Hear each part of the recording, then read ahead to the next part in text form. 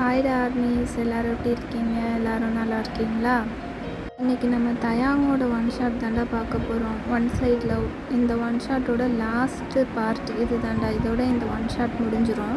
சரி வாங்கடா இப்போ வீடியோக்குள்ளே போகலாம். லாஸ்ட் பார்ட்டில் எதோட ஸ்டாப் பண்ணியிருந்தனோ இப்போ அதுலேருந்து கண்டினியூ பண்ணுறேன். போய் பார்த்து என்ஜாய் பண்ணுங்கள். ஆனால் நீங்கள் தயாவை லவ் பண்ணுறது சுகாவுக்கு நல்லாவே தெரியும். அவரை ஒரு நாள் மீட் பண்ணி நீங்கள் அவர்கிட்டையும் ப்ராமிஸ் வாங்கியிருப்பீங்க. சுகானா நீங்கள் லாஸ்ட் வரைக்கும் தயாங்கிட்ட நான் அவரை லவ் பண்ணுறேன்னு சொல்லக்கூடாது அப்படின்ட்டு.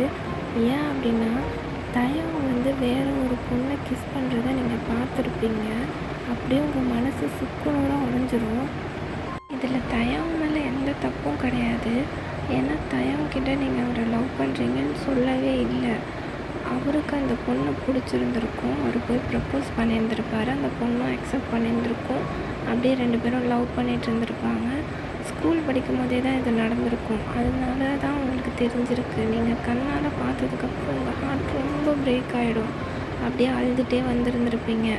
அதுக்கப்புறம் தான் சுகாவை மீட் பண்ணி இதை சொல்லியிருந்திருப்பீங்க. அப்படியே அது மறந்துட்டு வெளியே வந்துடலாம் அப்படின்னு நிறைய ட்ரை பண்ணியிருப்பீங்க. ஆனால் உங்களால் மறக்க முடியல. நிறைய நாள் தூங்க முடியாமல் கஷ்டப்பட்டுட்டு அழுதுட்டு இருந்திருப்பீங்க.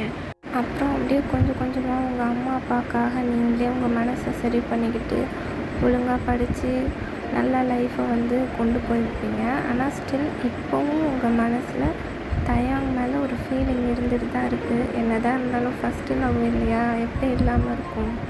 இப்போது உங்களில் சில பேருக்கு சில டவுட்ஸ் வரலாம். என்னன்னா இந்த அளவுக்கு வயன் கஷ்டப்படுறதுக்கு தயாங்கிட்ட போய் அன்றைக்கி கொஞ்சம் தைரியத்தை வர வச்சுக்கிட்டு தயாங் எனக்கு உங்களை ரொம்ப பிடிச்சிருக்கு, நான் உங்களை லவ் பண்ணுறேன் அப்படின்னு சொல்லியிருக்கலாமே, ஏன் சொல்லலை அப்படின்னு கண்டிப்பாக உங்களுக்கு கொஸ்டின் வரும். வயனுக்கு அவங்க பேரண்ட்ஸ்லாம் ரொம்ப ரொம்ப பிடிக்கும். அவங்க பேரண்ட்ஸ்க்கு இந்த மாதிரி லவ் மேரேஜ் அதுலலாம் கொஞ்சம் கூட விருப்பமே கிடையாது. அவளோட ஃபேமிலி இதுக்கு ஒத்துக்கவும் மாட்டாங்க. அதனால தான் அவள் போய் டைரெக்டாக தயாங்கிட்ட பேசாமே இருந்திருப்பா. அப்போ சுகா கிட்ட மட்டும் பேசினாலே அப்போ அவள் ஃபேமிலி ஒன்றும் சொல்ல மாட்டாங்களா அப்படின்னு கேட்டிங்கன்னா அது அன்னைக்கு ஒரே ஒரு நாள் தான் அவர் கூட பேசியிருப்பா. அதுக்கப்புறம் தயாங் இந்த மாதிரி இன்னொரு பொண்ணு லவ் பண்ணுறான் அப்படின்னு தெரிஞ்சதுக்கப்புறமா எங்கே இவர் போய் நமக்கு நல்லது பண்ணுறேன்னு நினச்சி அவன்கிட்ட சொல்லி அவனோட லவ்வையும் கெடுத்துட போகிறாரோ அப்படிங்கிற பயத்தில் தான் மறுபடியும் ரிஸ்க் எடுத்து போய் சுகா அண்ணாவை பார்த்து நீங்கள் எப்போயுமே என்னை பற்றி தயாங்கிட்ட சொல்லக்கூடாது அப்படின்னு ப்ராமிஸ் வாங்கியிருப்பா. அவருக்குமே ரொம்ப கஷ்டமாக இருந்திருக்கும். இந்த பொண்ணை ஃபர்ஸ்ட் பார்க்கும்போது எவ்வளோ சிரிச்சுட்டு ஹாப்பியாக இருந்தா, இப்போ என்ன இவ்வளோ பார்க்கவே ரொம்ப கஷ்டமாக இருக்கே அப்படின்னு நினச்சிருப்பாரு. எப்படியாவது சேர்த்து வச்சிடலாம் தான் நினைப்பாரு அவரும். ஆனால் இவன் ப்ராமிஸ் வாங்கிட்டு அவர் ஹாப்பியாக இருக்கட்டும், சொல்ல வேணாம் அப்படின்னு சொல்லும் போது அவர் என்ன பண்ண முடியும்? இப்படியே ஒரு 5 இயர்ஸ் ஆகிடுச்சுடா. பையனும் காலேஜ் எல்லாம் முடிச்சுட்டு இப்போ நல்லா இருக்கா. ஓரளவுக்கு தெளிவாயிட்டானே சொல்லலாம், மெச்சூர்ட் ஆகிட்டான். ஆனாலும் தயாங் விஷயத்தை பொறுத்த வரைக்கும் மூவ் ஆன் ஆகலைன்னு தான் சொல்லணும். மனசெல்லாம் இன்னும் மூவ் ஆன் ஆகலை. வெளியில் எல்லாருக்கிட்டையும் நான் நல்லா இருக்கேன் அப்படின்னு சிரிச்சுட்டு சந்தோஷமாக இருக்கிற மயன் நைட் டைமில் டெய்லியும் ஒரு தடவையாச்சும் தயாங் பற்றி யோசித்து பார்ப்பா.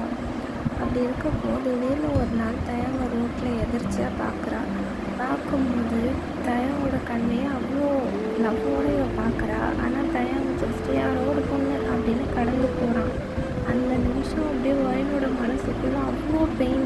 யாருக்கும் எழுதியவன் உன்னை மிக அழகாக ரசித்தவன் நான் அப்படிங்கிற இந்த 2 லைனை யோசிச்சுக்கிட்டு இந்த ஒன் ஷாட்டை என் பண்ணிக்கிறேன்டா. இந்த ஒன் ஷாட் உங்களுக்கு பிடிச்சிருந்துச்சுன்னா லைக் பண்ணிக்கோங்க, ஷேர் பண்ணுங்கள், சப்ஸ்கிரைப் பண்ணுங்கடா. ப்ளீஸ் ஆர்மிஸ் மறக்காமல் கமெண்ட் பண்ணுங்கள் இந்த ஒன் ஷாட் பற்றி எப்படி இருக்குன்னு. உங்களுக்கு யாருக்காச்சும் பர்டிகுலராக ஒன் ஷாட் போடணும் அப்படின்னு தோணுச்சுன்னா சொல்லுங்கள், கமெண்ட் பண்ணுங்கள், ஓகேவா? நான் முடிஞ்ச வரைக்கும் அவங்களுக்கு ஒன் ஷாட் போட ட்ரை பண்ணுறேன். இந்த ஸ்டோரியில் ஏதாச்சும் நான் மிஸ்டேக் பண்ணியிருந்தேனாலோ இல்லை இந்த ஸ்டோரி சொல்லும்போது ஏதாவது பிடிக்கலனாலோ நீங்கள் கமெண்ட் பண்ணுங்கள். நான் கண்டிப்பாக நெக்ஸ்ட் டைம் அதை மாற்றிக்கிறேன். மறக்காமல் லைக் மட்டும் போட்டுருங்கடா. ரொம்ப கஷ்டப்பட்டு ஸ்டோரியெல்லாம் யோசித்து எடிட் பண்ணி போடுறேன். ப்ளீஸ் எனக்காக, ஓகேவா? அப்போ தான் எனக்கு நெக்ஸ்ட்டு வீடியோ போடுறதுக்கு கொஞ்சம் எனர்ஜெட்டிக்காக இருக்கும். பேக்ரவுண்ட் நாய்ஸ் ஏதாச்சும் கேட்டுச்சுன்னா அட்ஜஸ்ட் பண்ணிக்கோங்கடா. ஜஸ்ட் அதை இக்னோர் பண்ணிடுங்கடா. என்னோடய வாய்ஸை மட்டும் ஃபோக்கஸ் பண்ணி கேளுங்கடா.